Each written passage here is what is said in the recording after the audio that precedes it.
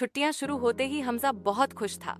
वो कई दिनों से अपने मम्मी पापा से कह रहा था, प्लीज हमें पहाड़ों पर घुमाने ले चलो, मैं बर्फ देखना चाहता हूँ। आखिरकार एक सुनहरी सुबह जब मम्मी ने कहा, हमजा, ज़ारा, जल्दी से पैकिंग करो, हम नॉर्थर्न एरियाज जा रहे हैं। हमजा खुशी से उछल पड़ा। ये पहाड़, बर्फ, झीलें। पापा ने गाड़ी निकाली और सब लोग निकल पड़े सफर पर। रास्ते भर खिड़की से बाहर झांकते हुए हमजा और उसकी छोटी बहन ज़ारा पेड़ों के लंबे लंबे झुंड, नीला आसमान जो और दूर तक फैले बर्फ से ढके पहाड़ों हब्स को देख देख कर चकित हो रहे थे। ज़ारा बोली, ये तो तस्वीरों से भी ज्यादा सुंदर है।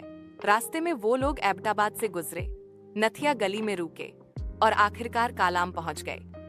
वहां पहाड़ों पर सफेद बर्फ चमक रही थी और नीचे तेज धाराओं वाला दरिया बह रहा था।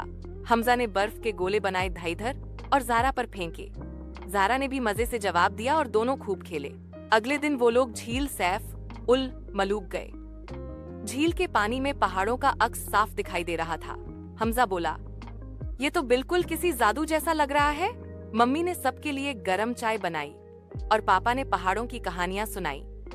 रात को सब लोग टेंट में सोए और हमजा पहाड़ों के बीच टिमटिमाते तारों अड़ को देखता रहा। उसने अपने दिल में सोचा, ये सफर मेरी जिंदगी की सबसे खूबसूरत याद बन गई।